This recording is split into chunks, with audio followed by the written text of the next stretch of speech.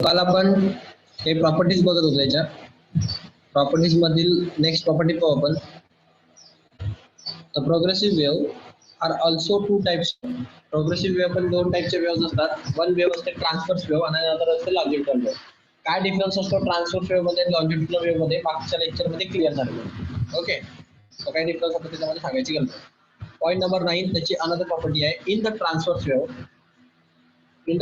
Wave vibration of particle perpendicular to the direction of propagation of wave and produce the crest and trough in their medium of travel. In a longitudinal wave, vibration of particle produces compression and rarefaction along the direction of propagation of the wave. आता हे तुम्हाला transfers wave आणि लॉंजिट्युडनल wave याचा काल difference सांगितला होता. Transfers wave कशी असते ते त्याच्या मीडियमला परपेंडिक्युलर अशी जात असते का, म्हणजे वेव्हची डायरेक्शन अशी आहे आणि त्या पार्टिकलची जाण्याची डायरेक्शन अशी वरती असते, वरती किंवा अशी खाली, म्हणजे 90 डिग्री मध्ये वरती किंवा खाली अशी जात असते.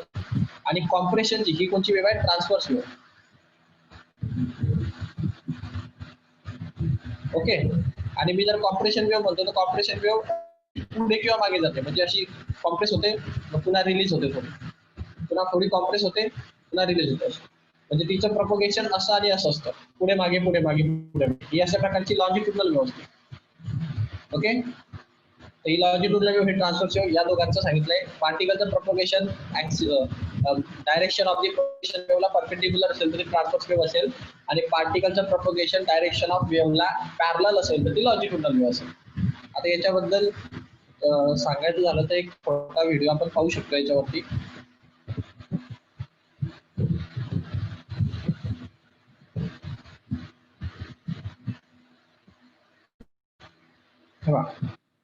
तुम्हाला दोन प्रकारचे इथे वेव्ह पाहायला भेटतील. ओके, त्या व्हिडिओ मध्ये पहा. हा काय करणार आहे, हा लॉंजिट्युडनल वेव्ह दाखवतोय आधी तुम्हाला. ओके, कुठली वेव्ह येईल दिसते तुम्हाला स्क्रीन? हॅलो, हा, ही लॉंजिट्युडनल वेव्ह आहे. आता पहा काय होतंय याच्यामध्ये, नीट जर तुम्ही ऑब्झर्व करणार तर तुम्हाला ही गोष्ट समजेल. ही अजून रिलॅक्स आहे, पण इथं पहा कॉम्प्रेस झालेली पहा, दिसतंय काय?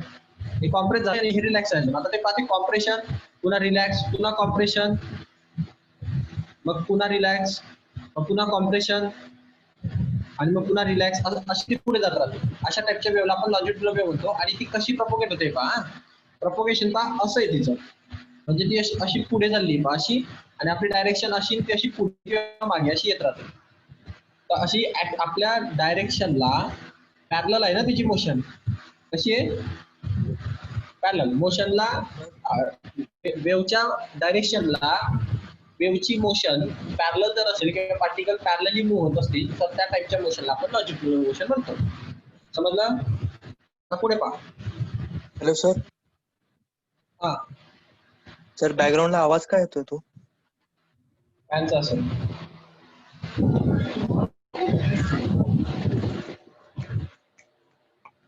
कोणाचा आवाज येतोय, फॅनचा का माणसाचा?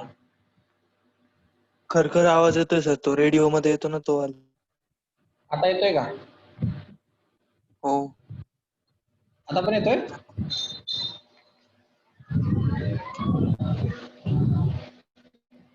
बाकीच्यांना पण येतोय का?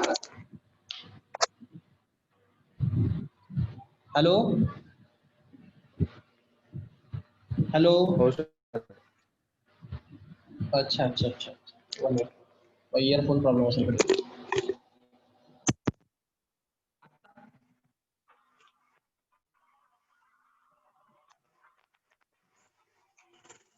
आता पण येतोय का? नाही सर, गेला.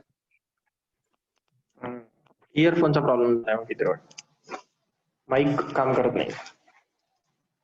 ठीक आहे, तर हे पहा ही लॉंजिट्युडनल वेव्ह आहे तुमची, याला मी पुढे प्रपोगेट करतो. ही पाही वेव्ह चालली दिसते का? दिसते वेव्ह कशी प्रपोगेट होते पहा. हे पहा ते कॉम्प्रेशन असं पुढे पुढे जाते. सो अशा टाइपच्या वेव्हला आपण लॉंजिट्युडनल वेव्ह म्हणतो. आता ही मागची वेव्ह पहा, नीट पहा, एकदा ऑब्झर्व कराय पहा. डिस्टर्बन्स दिला तर पुढे पुढे कॉम्प्रेस होत जातो, पुन्हा रॅरिफॅक्शन कॉम्प्रेशन रॅरिफॅक्शन सुरू होतात. क्लिअर? सो अशा टाइपची ही वेव्ह कंटिन्युअसली प्रपोगेट होत असते. आता ट्रान्सफर्स वेव्ह म्हणजे काय पाहतो, असं वरती किंवा खाली असं मूव्ह करतोय पहा, दिसतंय का हे? त्यांनी पहा वेव्ह कशी मूव्ह केली, कशी मूव्ह केलेली वेव्ह, हे वरती किंवा खाली अशी मुवमेंट आहे पहा. दिसते ना मुवमेंट अप और डाऊन. तर पहा ती अशी चालली, आता पुन्हा अशी येणार, पुन्हा अशी जाईल, पुन्हा अशी आहे. समजलं?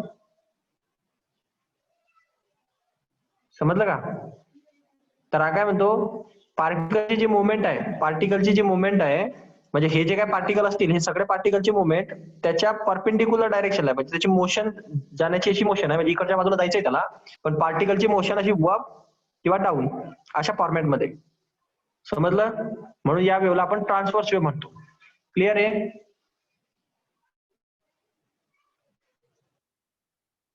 क्लिअर? हे समजलं का?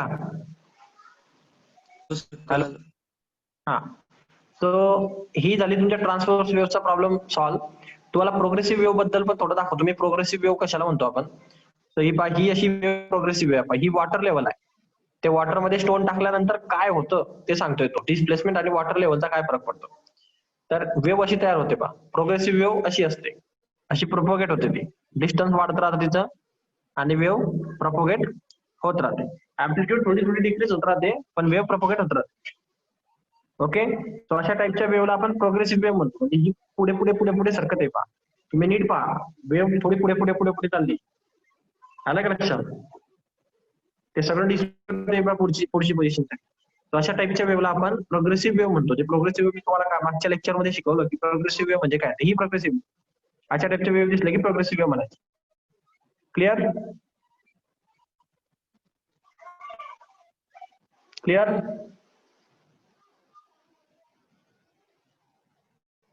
हॅलो, क्लिअर झाला का टॉपिक?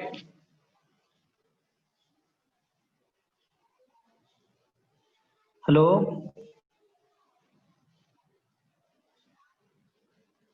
हॅलो,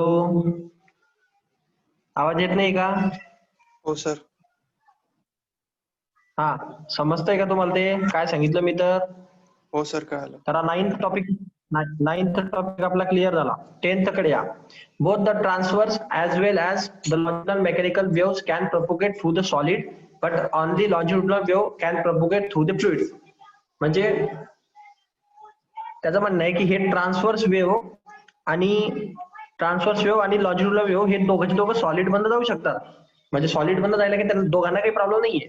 सॉलिड मधनं ट्रान्सफर सुद्धा जाऊ शकते, लॉन्जिट्युडिनल सुद्धा जाऊ शकते. बट जर फ्लुइड असेल, फ्लुइडचा अर्थ काय? फ्लुइडचा अर्थ असतो आयदर गॅस और लिक्विड. मतलब गॅस किंवा लिक्विड मधनं फक्त आणि फक्त लॉन्जिट्युडिनल वेव्ह पास होणार. ट्रान्सव्हर्स वेव्हला त्याच्यातनं पास होता येत नाही. समजलं? हो सर. तर ही लॉन्जिट्युडिनल वेव्ह फक्त फ्लुइड मधनं पास होते. ही ट्रान्सफर जी वेव्ह आहे हिला हिच्यातनं जाता येत नाही. समजलं? फ्लुइड मधनं सॉलिड मधनं दोघं वेव्ह जाणार, पण फ्लुइड मधनं लिक्विड किंवा गॅस मधनं फक्त आणि फक्त लॉन्जिट्युडिनल वेव्ह पास होणार, ट्रान्सफर वेव्ह नाही पास होत. आता याचे बरेच एक्झाम्पल तुम्हाला पाहायला भेटतील. अर्थक्वेक पाहिलंय का तुम्ही? अर्थक्वेक बद्दल स्टडी जर केलेला असेल तुम्ही जॉग्राफी मध्ये, तर तुम्हाला प्रायमरी वेव्ह, सेकंडरी वेव्ह अशा वेव्हचे प्रकार असतात. तर प्रायमरी वेव्ह ही पहिले येते, त्याच्याने नाश होत नाही आपला, म्हणजे जास्त काही असं झटका बसतो फक्त, पण काही पळत काही नाही, कारण ती एक लॉन्जिट्युडिनल वेव्ह असते प्रायमरी वेव्ह. म्हणजे दुसरी वेव्ह असते सेकंडरी वेव्ह, म्हणजे दुसऱ्या वेळेस जे वेव्ह निघते ती ट्रान्सव्हर्स वेव्ह असते. मग ट्रान्सव्हर्स वेव्ह काय होतं, तुमची जमीन जी असते ती डायरेक्ट अशी होऊन जाते अशी वरच्यावरती. ती वरच्यावरती असते, ती मधून जात नाही पूर्ण अर्थच्या. आता ही पूर्ण अर्थ इकडे अशी, तर ही जी वेव्ह आहे ती अशी अशी फिरत राहते पूर्ण वरती. जर मोठा भूकंप आला तर पूर्ण अर्थवरती अशी फिरते. समजलं? कोणत्या प्रकारची वेव्ह? Secondary wave. त्याला सेकंडरी वेव्ह म्हणतात. म्हणजे ती कोणत्या प्रकारची वेव्ह असते? ट्रान्सव्हर्स वेव्ह असते. समजलं का? आणि जी सर्वात सुरुवातीला वेव्ह आलेली असते, सर्वात पहिला झटका, तो डायरेक्ट इथून येतो, डायरेक्ट असा आरपार जातो. समजलं का? तो असं वरती वरती फिरत नाही, डायरेक्ट अर्थ मधून घुसतो. या प्रकारची वेव्ह लॉन्जिट्युडिनल वेव्ह असते. समजलं? ही प्रायमरी वेव्ह असते, हिला प्रायमरी वेव्ह म्हणतात. प्रायमरी वेव्हचा झटका बसतो, पण एवढा नाश त्याच्याने होत नाही, म्हणजे जास्त विध्वंस किंवा आपण म्हणतो हानी त्याच्याने होत नाही, कारण ती डायरेक्ट अर्थ मधून घुसते, फक्त एक झटका मारते. सेकंडरी वेव्ह ही जास्त प्रॉब्लेम क्रिएट करते, कारण हे डायरेक्ट जमीन अशी वरती उचलते आणि खाली आदळते, जमीन उचलते आणि खाली आदळते, याच्याने पूर्ण तुमचं स्ट्रक्चर सगळं डॅमेज होऊन जातं. मग विषय असा इथं मी तुम्हाला यासाठी सांगितलं की ही सेकंडरी वेव्ह जी ट्रान्सव्हर्स वेव्ह आहे याची डायरेक्ट का घुसली नाही अर्थ मधनं? कोणाला सांगते? कारण जॉग्राफीचा अभ्यास असेल ना तुमचा, ही अर्थ मधनं काय गेली नाही, वरच्या वरतीच का राहिली? हा,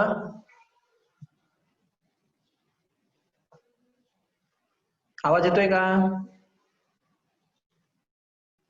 हो सर, येतोय आवाज. हा, या क्वेश्चनचं उत्तर उद्या घेऊन या. ट्रान्सफर वेव्ह जी प्रायमरी वेव्ह असते ती खालून डायरेक्ट मधून न, लॉजिट्युडनल वेव्ह जी मधून डायरेक्टली न घुसता, म्हणजे ट्रान्सफर वेव्ह जी होती ती डायरेक्टली मधून न घुसता अशी वरच्या वरतीच का फिरली? डायरेक्ट अर्थला तिने असं पूर्ण वेटोळे का मारले? पूर्ण अर्थ फिरण्यासाठी तिला वरच्या वरतून सरफेस वरून जावं लागलं, डायरेक्ट मधनं ती गेली नाही. का गेली नाही त्याचं कारण शोधायचं आणि सांगायचं मला. तो आपला पार्ट नाही म्हणून मी त्याच्याकडे लक्ष देत नाही जास्त, फक्त फिजिक्सचा पार्ट आहे म्हणून सांगितलं. आता याच्यामध्ये प्रत्येक वेव्हचे इक्वेशन असतात, मला फक्त याच्यामध्ये काय लक्षात ठेवायचे या पूर्ण पॅराग्राफ मध्ये तेवढं सांगतो मी, बस बाकी विसरून जा सगळं. हे इक्वेशन महत्वाचं आहे आपल्यासाठी. जसं मागच्या वेळेस डिस्प्लेसमेंटचं इक्वेशन होतं, तसं प्रोग्रेसिव्ह वेव्हच्या डिस्प्लेसमेंटचं पण इक्वेशन असतं. ही प्रोग्रेसिव्ह वेव्हचं डिस्प्लेसमेंट आहे. प्रोग्रेसिव्ह वेव्हच्या डिस्प्लेसमेंटचं इक्वेशन हे आहे, हे पाठ करून घ्यायचं इक्वेशन. हे कसं आलं याच्या नादी लागू नका, ते तुम्हाला सध्या नाहीये.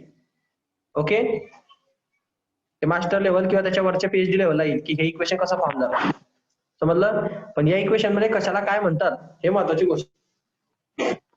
म्हणजे काय, आता तुम्ही जर याच्यामध्ये नीट डिस्कस केलं तुम्हाला काय गोष्टी सापडतील पहा. काय काय ते y is equal to a sine of kx minus omega t. Okay, आता याच्यामध्ये y म्हणजे ते डिस्प्लेसमेंट असतं, त्याने किती डिस्प्लेसमेंट परफॉर्म करतोय तो. a म्हणजे त्याची अँप्लिट्यूड असते वेव्हची. k म्हणजे तो एक वेव्ह नंबर असतो. हा k एक नवीन शब्द ऍड झाला याच्यामध्ये, तो वेव्ह नंबर असतो. x म्हणजे त्याचं त्या पॉइंट पर्यंतचं डिस्प्लेसमेंट असतं. ओमेगा म्हणजे वेव्हलेंथ असते आणि अँग्युलर व्हेलॉसिटी असते, आणि टी म्हणजे टाइम असतो. ओके, आणि या के ची व्हॅल्यू जी असते ही फिक्स आहे, 2 पाय बाय लॅम्बडा. आणि 2 पाय बाय लॅम्बडा, लॅम्बडा म्हणजे याची वेव्हलेंथ असते. आता वेव्हलेंथ, ओमेगा या गोष्टी तुम्हाला समजल्या पाहिजे, त्याच्यानंतर तुम्ही पुढे जाणार. सो कशाला अँप्लिट्यूड म्हणतात, कशाला वेव्हलेंथ म्हणतात, कशाला अँग्युलर व्हेलॉसिटी म्हणतात, एकदा आधी सांगून देतो त्याच्यानंतर पुढे जातो. सो हे पहा, सपोज जर ही वेव्ह असेल,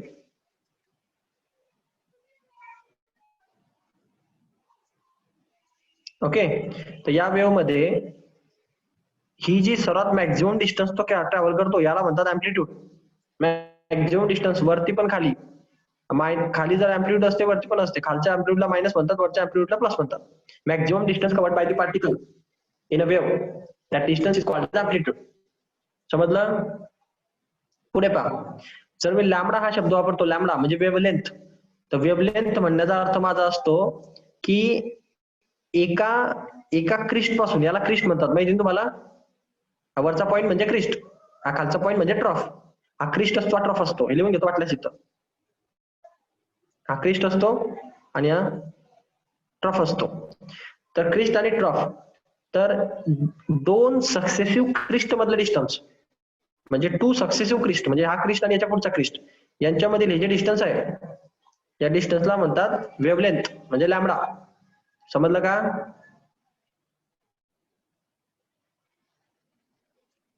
समजलं का? हा, सो लॅम्बडा, अँप्लिट्यूड या गोष्टी समजल्या पाहिजे. या पूर्ण एक वेव्हलेंथ कंप्लीट व्हायला, एक सायकल कंप्लीट व्हायला लागणारा टाइम म्हणजे टाइम पिरियड असतो. समजलं? पण आता तो छोटा टी आहे, तो टी म्हणजे लागणारा टाइम पिरियड नाहीये, तो ज्या पॉइंटला स्टँड करणार तिथपर्यंतचा टाइम येतो, त्यामुळे त्याला टाइम पिरियड नाही म्हणायचं, त्याला फक्त टाइम म्हणायचं. सो इथे हे गोष्टी समजल्या का तुम्हाला? अँप्लिट्यूड, लॅम्बडा म्हणजे काय असतं, याचा स्क्रीनशॉट घेऊन टाका. सो पुढे पहा, आता या इक्वेशन मध्ये तुम्हाला y is equal to x t म्हणजे ते एका पर्टिक्युलर टी टाइम मध्ये गेलेलं डिस्प्लेसमेंट आहे. ते असं एका पर्टिक्युलर टी टाइम मध्ये ट्रॅव्हल केलेलं displacement is equal to a sine of kx minus omega t एवढं असतं. आता हे पर्टिक्युलर टी टाइम मध्ये केलेलं डिस्प्लेसमेंटचा अर्थ काय? अर्थ हा आहे की कॅपिटल टी आणि स्मॉल टी मध्ये फरक असतो. कॅपिटल टी जर हा शब्द वापरतो आणि स्मॉल टी जर वापरतो त्याचा डिफरन्स आहे. कॅपिटल टी म्हणजे टाइम पिरियड कॅपिटल टी म्हणजे काय, टाइम पिरियड टोटल, आणि हा स्मॉल टी म्हणजे कवर्ड टाइम. ओके, दोघांमध्ये फरक असतो. आता काय फरक असतो सांगतो का तुम्हाला. टाइम पिरियड हा, आता सपोज जर ही एक वेव्ह आहे, ओके, आणि ही यांच्यामध्ये मला टाइम पिरियड आणि टी चा डिफरन्स सांगायचा आहे. तर मी कसं सांगेल, तर मी म्हणेल हे बा की याचा टाइम पिरियड म्हणजे काय, या पॉइंट पासून तर यापर्यंत पूर्ण सायकल कंप्लीट होईपर्यंत. तर हे पूर्ण कंप्लीट वन सायकल झालंय पा, पूर्ण वन कंप्लीट सायकल त्याने कंप्लीट केलंय. वरचा क्रिस्ट आणि खालचा ट्रप, एक क्रिस्ट एक ट्रप म्हणजे एक कंप्लीट एक सायकल. एक कंप्लीट एक सायकल कंप्लीट करण्यासाठी लागणारा टाइम, म्हणजे एवढ्या गोष्टीसाठी, म्हणजे इथून त्या पार्टिकलला असं जाऊन इथपर्यंत येण्यासाठी लागणारा टाइम म्हणजे हा असतो, त्याला म्हणतात टाइम पिरियड. समजलं का, complete one cycle time period. Okay, म्हणजे ए पासून बी पोझिशन पर्यंत जायला, म्हणजे या पूर्ण कंप्लीट वन सायकल मारायला लागलेला टाइम पिरियड म्हणजे टाइम पिरियड असतो. टाइम म्हणजे टाइम पिरियड असतो, हे समजलं. हो सर. आता पुढे पहा, हे छोटा टी म्हणजे काय, हे छोटा टी कडे जरा नीट लक्ष द्या, दोघांमध्ये फरक असतो. तर हे पण एक समजा एक वेव्ह आहे, अशी जाते देशी प्रोग्रेसिव्हली, आणि यामध्ये हा ए पासून निघतोय समजा, तर हा पूर्ण कंप्लीट टाइम ट्रॅव्हल करतो अशातला भाग नाही ना. प्रत्येक ठिकाणी पार्टिकल मूव्ह होतोय. पहिले सुरुवातीला इथं होता, ए ला होता, मग इथं आला, मग इथं येईल, मग इथं येईल, मग इथं येईल, मग इथं येईल, असं तो पुढे पुढे पुढे पुढे जात राहतो. बरोबर, पार्टिकल त्याची मोशन चेंज करत राहतो. आता मी समजा हा पार्टिकल इथं मी समजा इथं कुठेतरी एक पार्टिकल पकडला बी, तर या बी पॉइंट पर्यंत किती टाइम झाला, त्याला म्हणतात छोटा टी टाइम. समजलं. या ए पासून बी पर्यंत त्यांनी जे मोशन केली एवढी, या सगळ्या मोशनला जो टाइम रिक्वायर्ड आहे तो टाइम म्हणजे टी टाइम रिक्वायर्ड, छोटा वाला टी. आणि कॅपिटल टी हा शब्द वापरला तर पूर्ण सायकलचा टाइम असतो, आणि छोटा टी हा पर्टिक्युलर एका पॉइंटचा तिथपर्यंतचा टाइम पिरियड असं आहे ते. हा लक्षात. हो सर.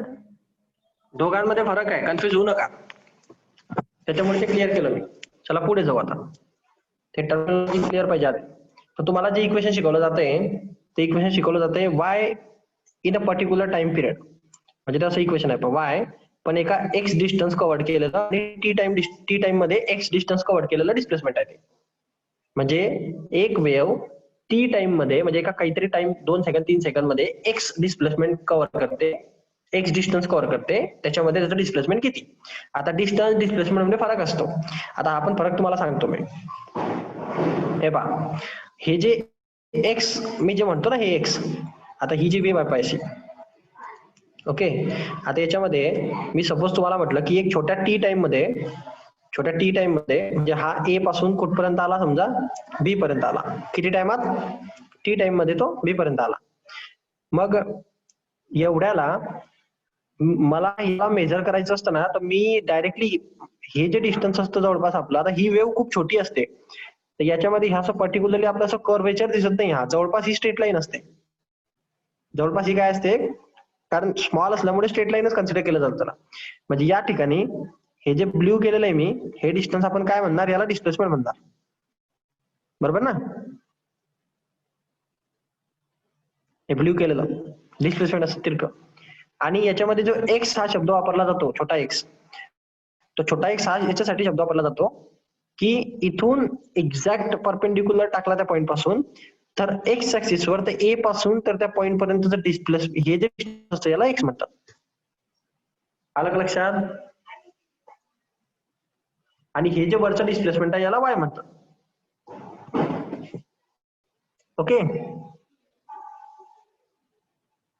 ओके. एक पॉइंट टी पॉइंट टी या टाइम मध्ये ए पासून पर्यंत ट्रॅव्हल करतो प्रोग्रेसिव्ह वेव्ह मध्ये, तर त्या टायमाला त्याचं डिस्प्लेसमेंट किती असेल, पण डिस्प्लेसमेंट असतं वाय.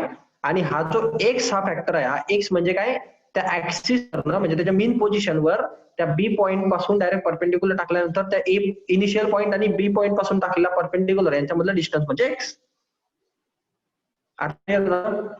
एक्स म्हणजे काय, वाय म्हणजे काय, टी म्हणजे काय, क्लिअर. पुन्हा एकदा सांगायची गरज आहे? गरज आहे का? अरे गरज आहे का? नाही सर. हा सगळ्यांना स्पष्ट. मग आता पुढे पहा. आता इक्वेशन कडे आपण. आता हे इक्वेशन मध्ये लक्षात काय ठेवायचं तुम्हाला? y म्हणजे याचा अर्थ काय आहे? नीट पहिला अर्थ समजून घ्यायचा. हा विचारतोय तुम्हाला की y डिस्प्लेसमेंट मीन पोझिशनवर x डिस्टन्स असताना आणि t टाइम असतानाच. समजलं का? डिस्प्लेसमेंट मीन पोझिशनवर x डिस्टन्स असताना आणि t टाइम असतानाच किती? तर amplitude sine of kx minus t एवढं असतं. समजलं?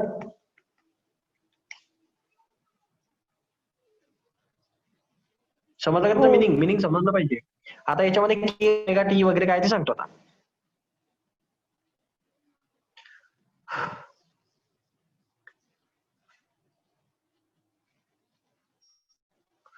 हे सगळं एक साथ सांगावं लागेल.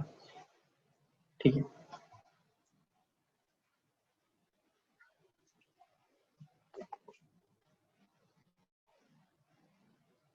हे पहा तो फॉर्म्युला असा आहे y in bracket x t म्हणजे t टाइम मध्ये x डिस्टन्स मेन पोझिशनवर x डिस्टन्स असताना डिस्प्लेसमेंट किती असणार?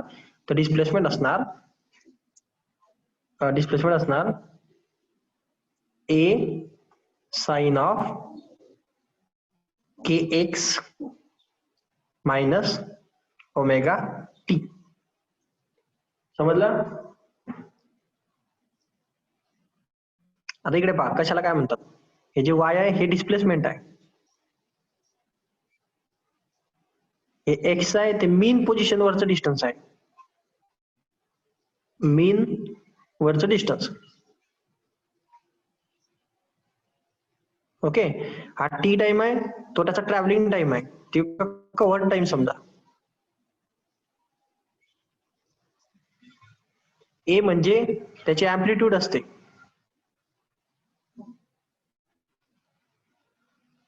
ओके. साइन तर हार्मोनिक फंक्शनचा पार्ट आहे. हा के जो असतो हा के एक वेव्ह नंबर म्हणतात त्याला. ओके. आणि या वेव्ह नंबरची व्हॅल्यू फिक्स असते काय? 2 पाय बाय लॅम्बडा.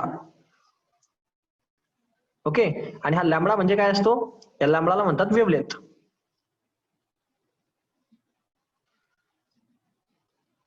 समजलं? ओके. त्यानंतर इकडे पहा हा एक्स म्हणजे तुम्हाला माहिती आहे काय आहे? हा ओमेगा म्हणजे काय असतं? Angular velocity.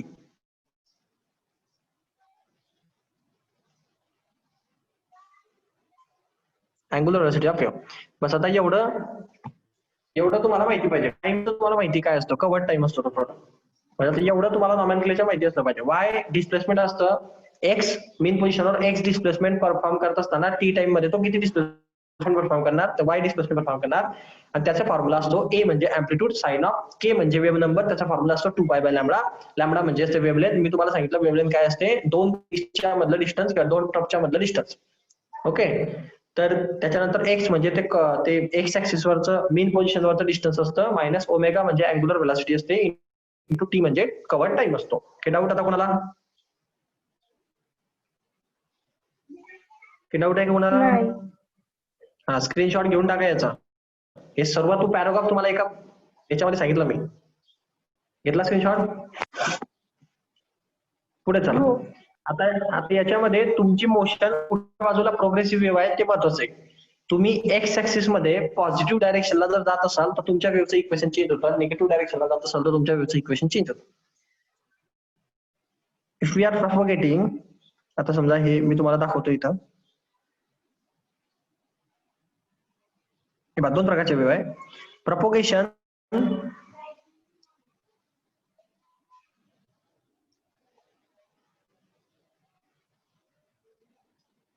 In positive x axis असं जर असेल म्हणजे कशी वेव्ह जात असेल ती? समजा ती वेव्ह अशी जात असेल, अशी वेव्ह आहे तर अशी चालली इकडच्या डायरेक्शनला इकडे म्हणजे पॉझिटिव्ह पॉझिटिव्ह ऍक्सिस कडे चालली एक्स ऍक्सिस कडे. ओके, पॉझिटिव्ह निगेटिव्ह समजतं तुम्हाला. राईट साईडला पॉझिटिव्ह असतं, लेफ्ट साईडला निगेटिव्ह ऍक्सिस असतो. एक्स ऍक्सिस माहिती आहे ना. सो जर पॉझिटिव्ह एक्स ऍक्सिसला जर वेव्ह जात असेल तर इक्वेशन असं लिहायचं, y in bracket x t is equal to तो जो होता तो ए साइन ऑफ पुढे मध्ये के एक्स, आणि सर्वात महत्वाची गोष्ट जी आहे ती म्हणजे इथं मायनस लिहायचं. तो पॉझिटिव्हला जात असला तर मायनस लिहायचं, तो निगेटिव्हला येत असेल तर मग काय लिहिणार तुम्ही, प्लस लिहिणार. समजलं का? समजलं का डिफरन्स? म्हणजे तुम्हाला मी आता इक्वेशन शिकवलं होतं, हे कोणत्या साईडला जात होती वेव्ह, पॉझिटिव्ह एक्स ऍक्सिस कडे, म्हणजे राईट साईडला जाते वेव्ह, म्हणजे इकडच्या बाजूला जाते वेव्ह अशी राईट साईडला. एक्स ऍक्सिस मध्ये राईट साईडला जर वेव्ह जात असेल तर तिचं इक्वेशन असं लिहितात, मायनस लिहितात तिथं मध्ये, के एक्स मायनस ओमेगा टी असतं. आणि समजा जर प्रपोगेशन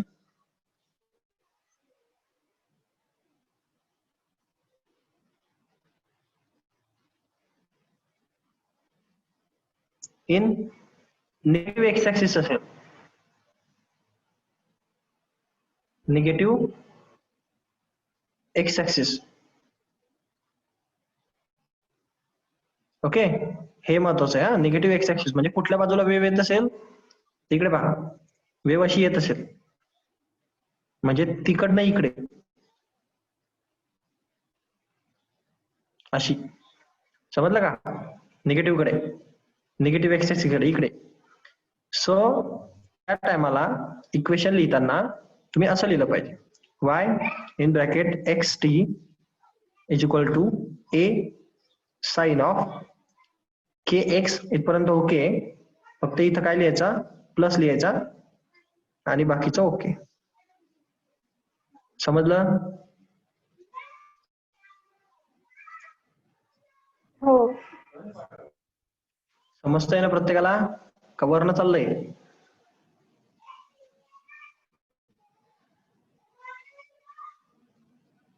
दोन डिफरंट केसेस आहेत. हे बा काय फरक पडलाय तो तुम्हाला स्पष्ट दिसत असेल आता, कोणत्या डायरेक्शन काय होतं.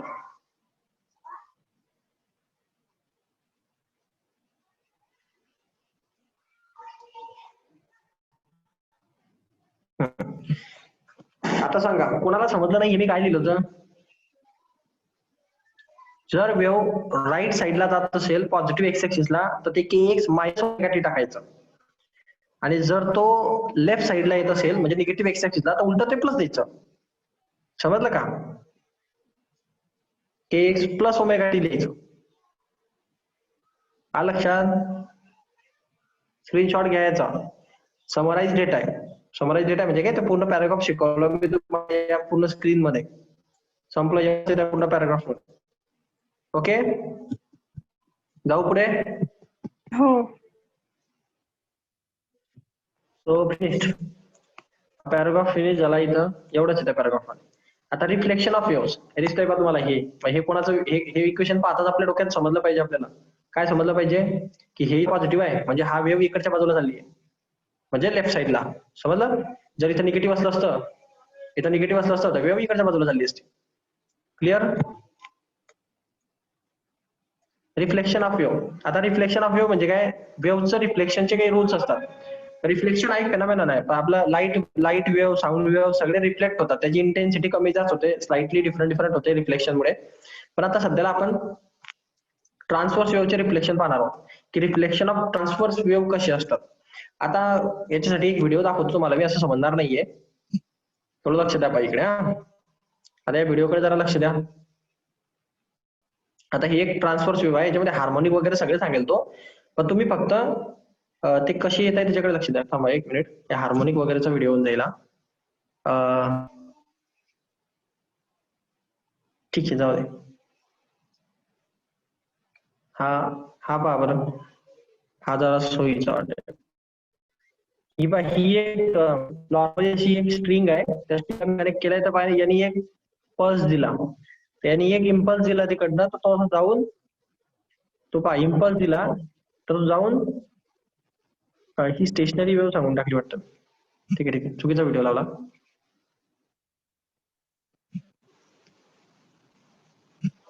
1 मिनिट. हा, याच्यावरूनच थोडंसं एक्सप्लेन होईल ते. हे बा सुरुवातीला इथं, हा आता ही गोष्ट महत्वाची पहा. हा इकडनं असा जातो, हा दोन्ही साईड दोन्ही बाजूला फिक्स एंड आहे. तुम्ही ऑब्झर्व काय करायचं, तुम्हाला ऑब्झर्वेशन सांगतो मी काय करायचं तुम्हाला. ऑब्झर्वेशन तुम्हाला हे करायचे की हा इकडनं असा एक हे चाललाय पहा, असा इकडे. आता हा इकडनं असा असा क्रिस जाईल की नाही इकडनं असा, अशी वेव आहे ना ती, दिसते ना, मी हायलाइट करतोय पहिला. हे बा हा क्रिस असं जाऊन मग परत तो असा होईल पहा, दिसतोय असा होईल की नाही. तर इकडनं येताना रिव्हर्स येताना म्हणजे रिफ्लेक्शन होतं त्याचं, तर रिफ्लेक्शन होताना तो असा यायला पाहिजे होता की नाही. बस तो तसा येत नाही. तो कसा येतो, इकडनं असा येतो पहा असा. म्हणजे दिला तुम्ही क्रिस्ट, भेटला तुम्हाला ट्रॉफ. आलं का लक्षात. हे बा आपण देऊ क्रिस्ट आणि रिफ्लेक्शन होऊन आपल्याला काय भेटेल, ट्रफ भेटेल पहा असं. समजलं का. हो. हा आता पाहते ते समजेल मला आता. सी दिसतंय का. हे बघा देतोय क्रिस, भेटतोय ट्रफ. त्यात तिथं जिथं ते एकमेकाला जम्प होतात त्या ठिकाणी क्रिस जातो, पण भेटतो ट्रफ पहा तिकडनं पहिला.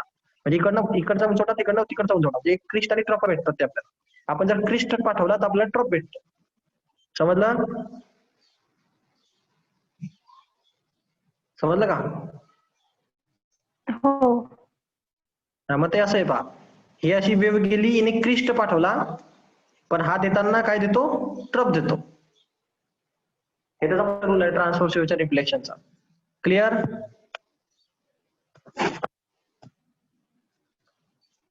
असं कशात होतं, जेव्हा तो reflection of wave pulse send as the crest from the rarer medium to denser medium. आता हे महत्वाचं आहे हा, वेव कोणातनं कोणात चालली ते महत्वाचं आहे. हे रेरर मीडियम डेन्सर मीडियम मध्ये चालली आहे, म्हणजे इनडायरेक्टली तुम्ही समजून घ्या की एअर मधनं ती समजा वॉटर मध्ये चालली वगैरे अशा कुठल्या तरी ठिकाणी. समजा रेरर मधनं डेन्सर मीडियम मध्ये जेव्हा ते स्ट्राईक होणार त्या टायमाला असं होतं. रिफ्लेक्शन अशा प्रकारचे रिफ्लेक्शन येतात. कुठल्या मीडियम मधून कुठल्या मीडियम मध्ये, ज्याची डेन्सिटी कमी आहे अशा मीडियम मधून ज्याची डेन्सिटी जास्त आहे अशा मीडियम मध्ये जर तो गेला, तर तुम्ही जर क्रिस्ट पाठवला तर तो ट्रफ तुम्हाला भेटतो. जर तुम्ही ट्रफ पाठवला तर तुम्हाला क्रिस्ट भेटला. समजलं. समजलं. हो सर. हा क्रिश नका म्हणू त्याला, क्रिश वेगळा. क्रिस्ट आहे ते, क्रिश नाहीये. तर हे फॉर एक्झाम्पल तुम्हाला आता समजलं असेल माझं म्हणण्याचं काय. तो जर्क जो जातो, तो जर्क जो क्रिस्ट तयार करतो त्याचा आपल्याला रिफ्लेक्शन होऊन ट्रफ भेटून जातो. असं केव्हा, जेव्हा तो रेरर मीडियम मधून टेन्सर मीडियम मध्ये जाईल. ओके. आणि सपोज तो डेन्सर मीडियम मधून रेरर मीडियम मध्ये येत असेल, आता उलट झालं पहा. तो डेन्सर मीडियम मधून, डेन्सर म्हणजे ज्याची डेन्सिटी जास्त आहे, ज्याची डेन्सिटी जास्त आहे म्हणजे असं कोणतं मीडियम असेल, समजा वॉटर. असं कुठलं मीडियम असू शकतं, वॉटर. आणि ज्याची डेन्सिटी कमी आहे असं कुठलं मीडियम असेल, रेरर मीडियम. म्हणजे कुठलं, एअर. म्हणजे तो वॉटर मध्ये जर एअर मध्ये येत असेल तर जेव्हा हे डेन्सिटीचा चेंजेस होतील त्या टायमाला त्या ऑब्स्टॅकल सोबत जर त्यांनी क्रिस्ट सेंड केला तर त्याला भेटताना सुद्धा क्रिस्टच भेटतो. आलं का लक्षात.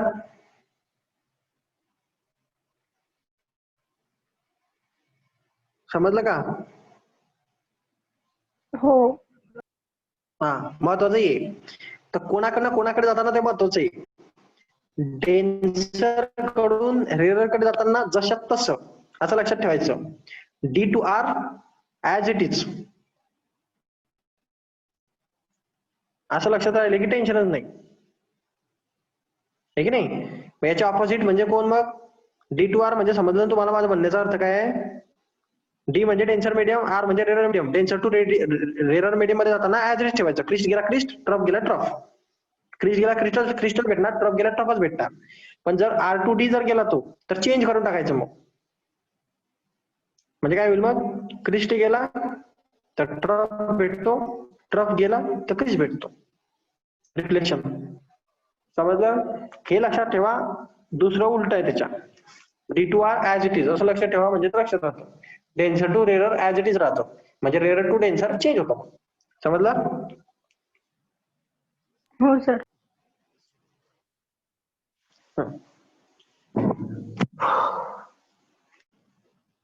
सो तुम्हाला इथं बरेच अशा गोष्टी पाहायला भेटतात. आता ही जी थर्ड एक्झाम्पल आहे, the reflection of crest from denser medium and rarer medium in case of light string. आता in case of heavy string आणि in case of light string असे दोन केसेस दाखवले त्यांनी. तर पहिल्या केसमध्ये पहा,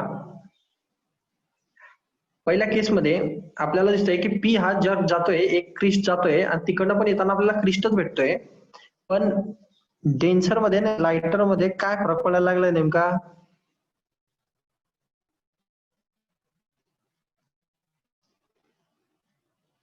काय फरक पडायला लागलाय?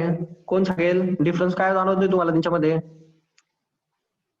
दोन वेव्ह आहे पहा वरच्या, वरची ए आणि खालची बी फिगर आहे. एक डेन्सर मीडियमची फिगर आहे, एक रेरर मीडियमची फिगर आहे. काय डिफरन्स जाणवतो तुम्हाला? डिफरन्स पाहायला डिफरन्स समजत नाही ते काय. तुम्हाला त्या डायग्राम मध्ये काय नेमका प्रॉब्लेम वाटतोय वरच्या आणि खालच्या मध्ये? काय वेगळं आहे त्यांच्यामध्ये?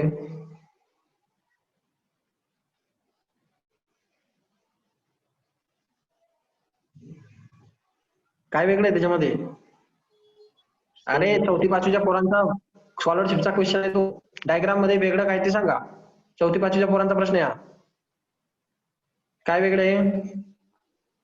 सर जेव्हा तो डेन्सर रेअर टू डेन्सर मध्ये जाते आणि येताना लाईट स्ट्रिंग मध्ये पण त्याचा हे येतोय, काय येतोय? वेव रफ येतोय. तुम्हाला डिफरन्स या ठिकाणी जाणवेल फक्त, बस कुठंच नाही दिसत डिफरन्स. डिफरन्स फक्त इथे आहे. हे काय आहे आणि हे काय आहे. आणि परत ही तर गेली समजा इथून. आता याच्यामध्ये ही वेव या ठिकाणून पुन्हा पुढे जाते आणि इथून पुन्हा वापस येते. या ठिकाणी इथं जाते, इथं वापस येते, हे सगळं ओके. पण हे रेरर मध्ये आणि टेन्सर मध्ये हे डिफरन्स असतो पहा. जर ह्या झिरो पासून वेव झटका मारून इकडे पण येते आणि वेव झटका मारून इकडून जर क्रिस्ट गेला तर इकडून ट्रफ येते, अशी रिवर्स होतं ना ते. समजलं का? तो डिफरन्स तोच आहे. हेवी स्ट्रिंग आणि लाईट स्ट्रिंगचा काही वेगळा फरक नाही त्याच्यामध्ये. फक्त त्यांनी दोघांचा कंपॅरिझन सांगितलंय की इकडनं जर ट्रफ चाललाय त्या क्यू पासून पुढे जाताना इकडून रिफ्लेक्शन होऊन क्रिस्ट बाहेर पडेल. असं रेरर मध्ये होतं. डेन्सर टू रेरर मध्ये जाताना, डेन्सर टू रेरर मध्ये काय डिफरन्स आहे याच्यामध्ये? एक महत्वाची गोष्ट इथं आहे की एक स्ट्रिंग हेवी स्ट्रिंग आहे, दुसरी स्ट्रिंग लाईट स्ट्रिंग आहे. तर याच्यामध्ये या केसमध्ये जेव्हा तो पहिली केस दाखवली त्यांनी की reflection of crest from denser medium मधून रेरर मीडियम मध्ये, तर ही नॉर्मल केस आहे. म्हणजे ती क्रिस्ट मधनं क्रिस्ट भेटते, ट्रफ मधनं ट्रफ भेटते. पण जर तुम्ही from rarer medium to denser medium पाठवलं, ओके, सो त्या केसमध्ये काय होतंय की जाताना भलेही आपल्याला ट्रफ भेटला, पाठवला, पण भेटताना आपल्याला क्रिस्ट भेटतो. आलं का लक्षात? तर हे कशी पहा, हे एक्सप्लेनेशन तुम्हाला पाहायला भेटेल. एक्सप्लेनेशन हे पहा खाली, हा पॅराग्राफ पहा. आता ते एक साथ दाखवणं जरा शक्य नाही. करायला to find the crest travelling through the heavy string get reflected as a crest from the lighter string. जर तुम्ही क्रिस्ट वरची फिगरच्या बद्दल बोलतोय मी, की जर तुम्ही क्रिस्ट म्हणून पाठवला, आता हे पहा, हा क्रिस्ट म्हणून जर तुम्ही पाठवला असा याला, तर तो क्यू पासून असा रिव्हर्स येऊन तो क्रिस्टच तुम्हाला भेटतो. तर हे डायग्राम कशी आहे, इथं सपोर्ट आहे समजा, हा क्यू एक सपोर्ट आहे. हे अशी जाऊन अशी जाते, त्याच्या जवळून अशी जाऊन अशी येते. म्हणजे क्रिस्ट जर पाठवला तर क्रिस्ट भेटतो. ओके, हेवी स्ट्रिंग मध्ये. ओके, आणि जर आपण denser to rarer medium causes घेतलं तर त्यामुळे क्रिस्टच भेटते, ट्रफ टू ट्रफच भेटतं, denser to rarer as it is असतं ते. आणि हेवी स्ट्रिंग मध्ये, ओके. आणि जर आपण रेरर टू डेन्सर गेला, समजा आपण जर रेरर टू डेन्सर गेला तर आपल्याला चेंज करून भेटणार. आता हे ऑलरेडी शिकवून झालेलं आहे, पण त्यांनी थोडशा वेगळ्या फॉर्मॅट मध्ये दिलं होतं म्हणून सांगितलं. पण हेवी आणि लाईट स्ट्रिंग मध्ये आता याच्यात काय भेटतंय पहा, जर आपण क्रिस्ट दिला लाइटर स्ट्रिंगला, तर हेवी स्ट्रिंग मध्ये आपल्याला क्रिस्टच रिफ्लेक्ट होताना भेटतो, crest reflected as a trough भेटतो. म्हणजे आता नीट लक्षात घ्या पहा, थोडा हेवी आणि लाइटरचा पण प्रॉब्लेम आहे याच्यामध्ये. मी तुम्हाला हे शिकवलं होतं की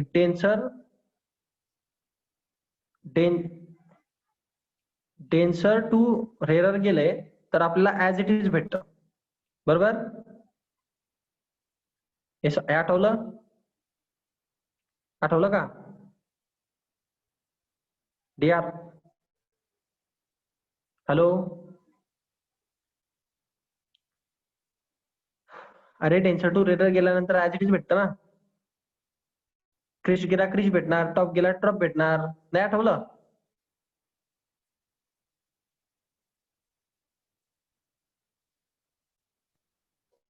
हो सर.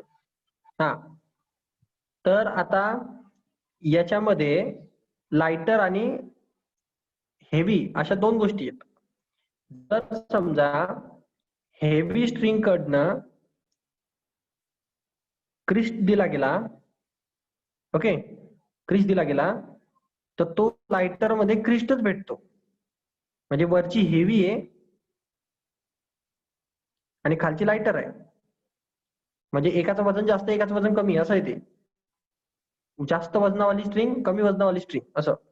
तर जास्त वजनावाल्या स्ट्रिंग मध्ये जर टेन्सर दिला गेला आहे म्हणजे क्रिस्ट दिला गेला आहे, तर कमी वजनावाल्याच्या याच्यामध्ये पण क्रिस्टच आहे, अशी ही पहिली केस आहे. आणि दुसरी केस आहे, हे कोणामध्ये होतं असं? डेन्सर मध्ये, डेन्सर मीडियम मध्ये होतं असं.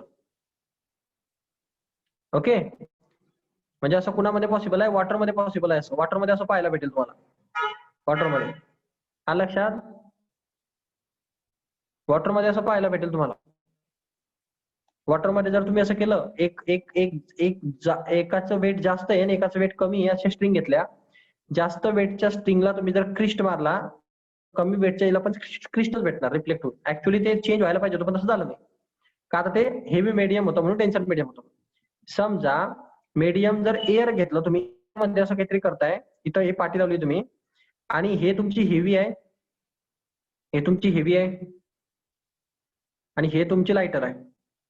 म्हणजे आता मी जर लाइटर स्ट्रिंग कडनं क्रिज दिला, लाइटर स्ट्रिंग कडनं क्रिज देतोय ना मी, तर हेवियर कडे ट्रफ तयार भेटतो. समजलं का? असं रेअर मीडियम मध्ये पॉसिबल होतं. रेअर मीडियम मध्ये चेंज होऊन जातं आणि डेन्सर मीडियम मध्ये ऍज इट इज राहतं. आलं का लक्षात?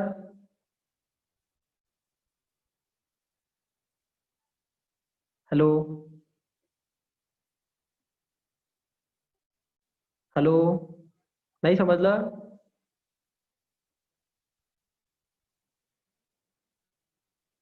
अरे नाही समजलं का? समजलं सर. हा, दुसरं काही नाही. रेअरर मीडियम मध्ये जर तुम्ही एक्सपेरिमेंट करणार तर क्रिस्टचा ट्रफ भेटेल, ट्रफचा क्रिज भेटेल. म्हणजे एअर मध्ये गेला तर क्रिस्टचा ट्रफ, ट्रफचा क्रिज भेटतो. आणि तेच गोष्ट तुम्ही टेन्सर मीडियम मध्ये केली, जसं की वॉटर वगैरे मध्ये तुम्हाला क्रिस्ट भेटलं, क्रिस्ट पाठवलं तर क्रिस्टच भेटेल, ट्रफ पाठवलं तर ट्रफच भेटेल, असं म्हणणं आहे माझं. आता समजलं? हो. हा, आता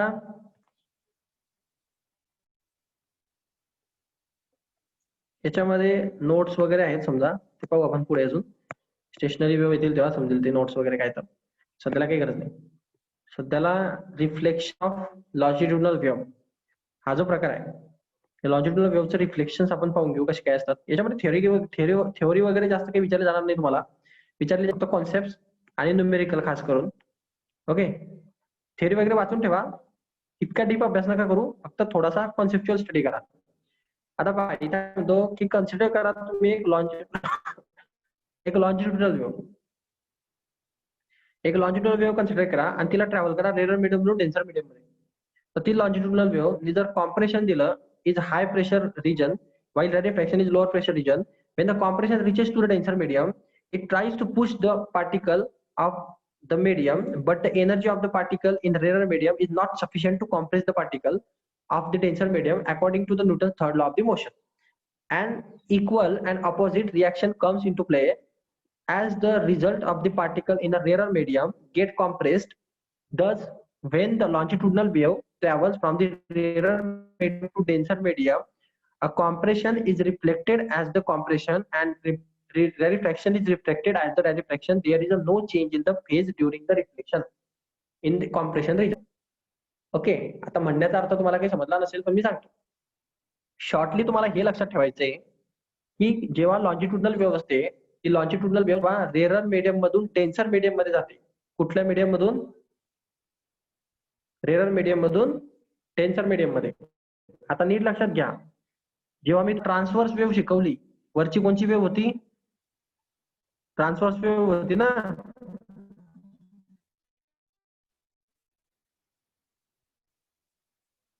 वरती शिकवलं ते. हो सर. हा, ट्रान्सव्हर्स वेव्ह मध्ये काय सांगितलं होतं मी तुम्हाला? फॉर्म्युला लक्षात ठेवायचा.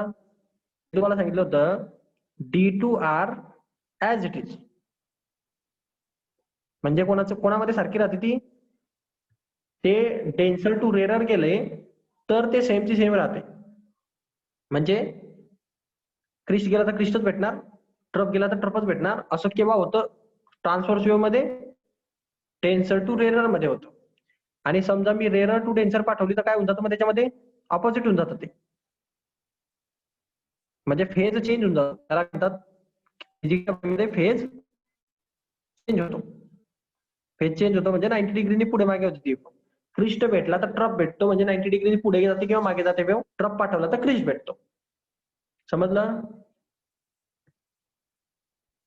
समजलं का? तर कुठल्या मीडियम मधून कुठे जाताना कसं होतं हे महत्वाचं आहे.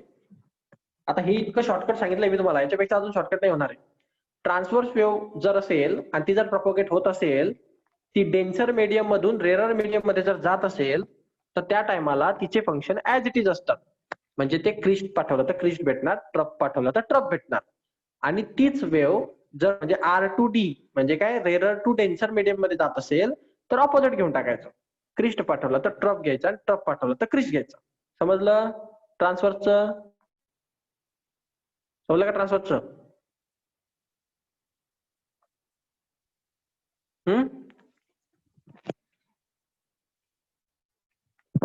हॅलो,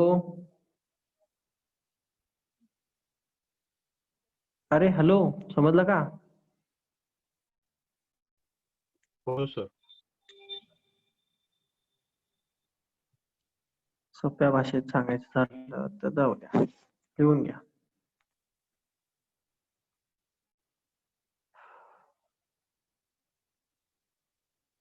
एवढंच लक्षात ठेवा पूर्ण टॉपिक मध्ये. आता जेवढं मी लिहितोय इथं, हे ट्रान्सव्हर्स वेव्ह मध्ये ज्याला काही समजलं नाही त्याच्यासाठी.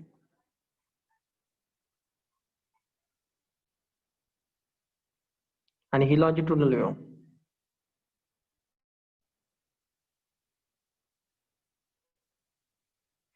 ट्रान्सव्हर्स वेव्ह आणि लॉन्जिट्युडनल मध्ये काय रूल आहे? रूल तुम्हाला मी सांगतो पहा. रूल कसे सांगितले मी तुम्हाला? पहिली गोष्ट आहे denser medium to rarer medium, D2R. याला तुम्ही शॉर्टकट मध्ये तुमच्या ब्रेन मध्ये टाकून घ्या. D2R जर तो कन्व्हर्जन झालं तर आपण त्याला आपल्या ब्रेन मध्ये ठेवणार ऍज इट इज. असं ते सेंटेन्स टाका, D2R ऍज इट इज. ते फिट झालं तुमच्या ब्रेन मध्ये सेंटेन्स की मग सोपं होऊन जातं तुम्हाला ते. आता कसं ऍज इट इज म्हणजे काय म्हणण्याचा अर्थ? म्हणजे जर तुम्ही क्रिस्ट पाठवला तर क्रिस्टच भेटतो रिफ्लेक्ट होऊन. जर तुम्ही ट्रफ पाठवला तर रिफ्लेक्शन नंतर ट्रफच भेटतो. समजलं? आता क्लिअर? हो सर, समजलं. आता पुढे पहा. हे मग न्यूमेरिकल मध्ये याला बऱ्याच वेळेस वेटेज भेटतं. त्याच्यानंतर पुढे पाहता. आता मी जर समजा R2D जाणार. R2D चा अर्थ काय? R2D चा अर्थ काय? रेरर मीडियम मधून डेन्सर मीडियम मध्ये. समजलं का?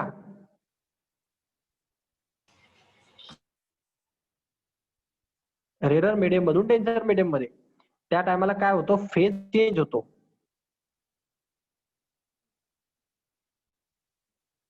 फेज चेंजचा अर्थ काय?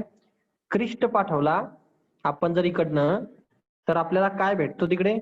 जर आपण क्रिस्ट सेंड केला तर आपल्याला ट्रफ भेटणार. आणि जर आपण ट्रफ सेंड केला तर आपल्याला क्रिस्ट भेटणार रिफ्लेक्शन नंतर. आता काही डाऊट?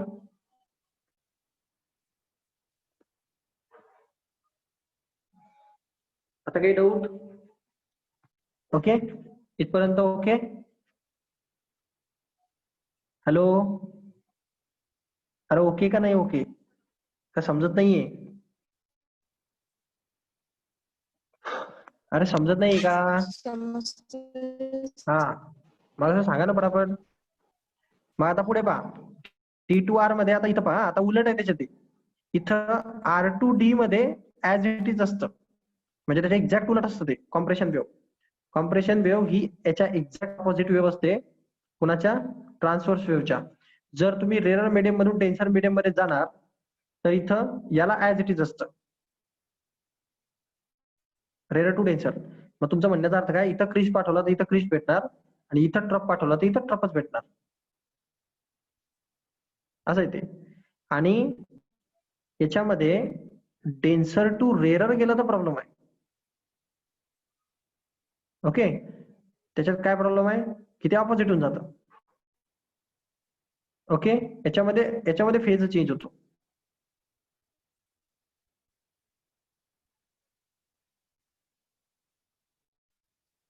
क्लिअर? सो याच्यामध्ये काय भेटेल तुम्हाला? याच्यामध्ये तुमचं कन्फ्युजन असलं पाहिजे. मला जर क्रिस्ट मी सेंड केला तर मला ट्रफ भेटतो, आणि मी जर ट्रफ सेंड केला तर मला क्रिस्ट भेटतो. आता काही प्रश्न कोणाला?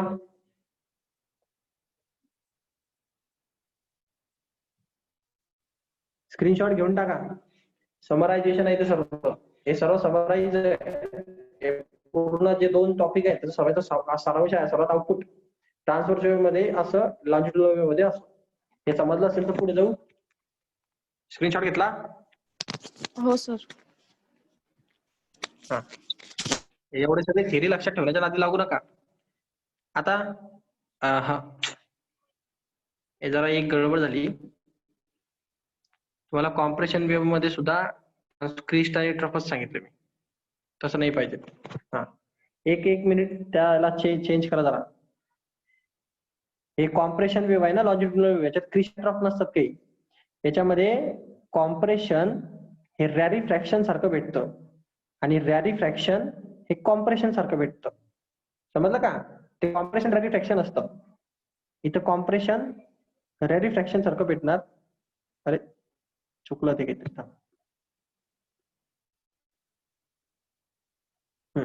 कॉम्प्रेशन सारखंच भेटणार, आणि रॅरिफ्रॅक्शन सारखंच भेटणार, असं आहे ते. आणि इथं कॉम्प्रेशन हे रॅरिफ्रॅक्शन सारखं भेटतं, आणि इथं रॅरिफ्रॅक्शन हे कॉम्प्रेशन सारखं भेटतं. समजलं का? लॉन्जिट्युडनल वेव्ह आणि ट्रान्सव्हर्स वेव्ह मध्ये फरक असतो. लॉन्जिट्युडनल वेव्ह मध्ये क्रिस्ट आणि ट्रान्सव्हर्स वेव्ह मध्ये क्रिस्ट आणि ट्रफ असतात. क्रिस्ट आणि ट्रफ वरचे खालचे, आणि ते कॉम्प्रेस झालं की कॉम्प्रेशन म्हणतो आपण त्याला, आणि रिलीज झालं की रॅरिफ्रॅक्शन म्हणतो आपण त्याला. तर ते असं आहे. कॉम्प्रेशन देतं, रॅरिफ्रॅक्शन देतं in rarer to denser medium मध्ये, आणि डेन्सर टू रेरर मीडियम मध्ये कॉम्प्रेशन रॅरिफ्रॅक्शन देतं, रॅरिफ्रॅक्शन कॉम्प्रेशन देतं. आता समजलं? तेच होता तो, काही मध्ये मी ते दोघांना एकच करून टाकलं. तो हा बेसिक डिफरन्स आहे, लक्षात ठेवा. ओके,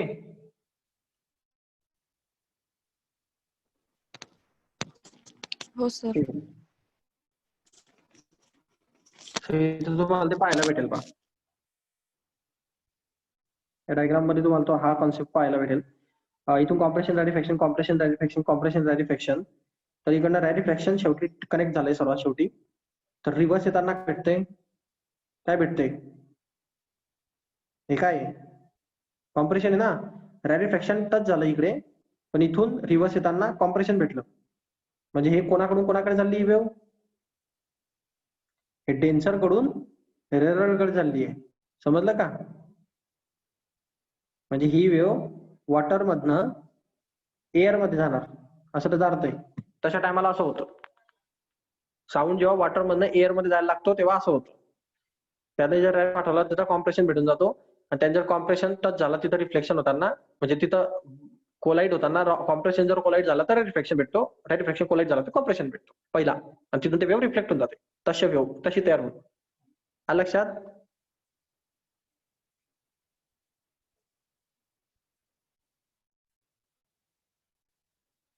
आणि ही वेव्ह कुठली आहे? ही रेअर मीडियम मधून डेन्सर मीडियम मध्ये जाणारी वेव्ह आहे. हे पहा कॉम्प्रेशन चाललाय तर भेटताना रिव्हर्स भेटताना पण कॉम्प्रेशनच भेटला. म्हणजे ही कोणातनं कोणात जाते?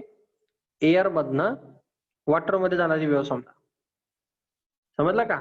एअर टू वॉटर जाणारी वेव्ह अशी असते. कॉम्प्रेशन दिलं तर कॉम्प्रेशन भेटतं, रेडिफॅक्शन दिलं तर रेडिफॅक्शन. सांगितलं आता हे शॉर्ट मध्ये तुम्हाला सगळं, तेवढं लक्षात ठेवायचं. ओके.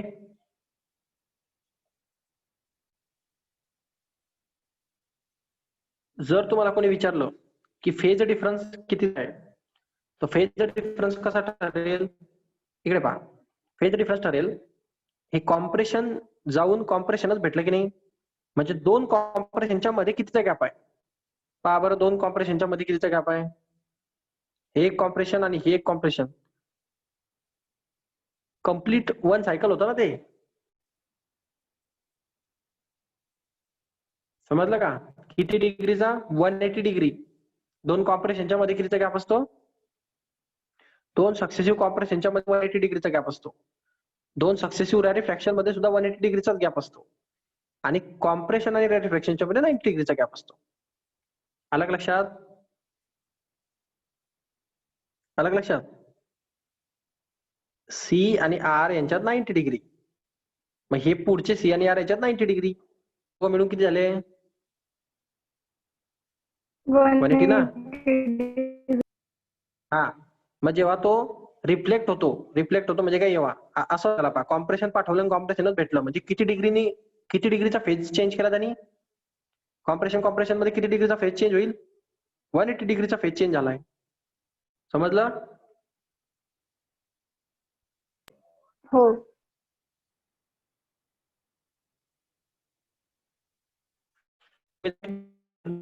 0 डिग्री फेज चेंज म्हणू शकतात तुम्ही, त्याला 360 डिग्री फेज चेंज म्हणू शकतात, कारण सर्व एकाच लाईनवर येतात. ते तुम्हाला मी काढून दाखवलंय पहा, ते असं काढून दाखवलं होतं पहा एकदा. इथं 0 डिग्री इथं असतो, इथं 90, इथं 180 डिग्री असतो, इथं 270 असतो, इथं पुन्हा 360 येतो.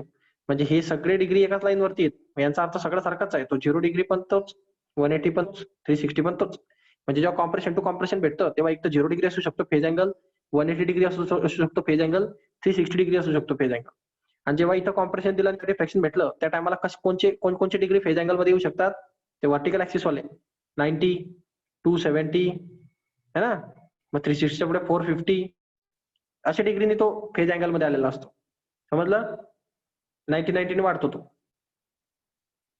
अलग लक्षात?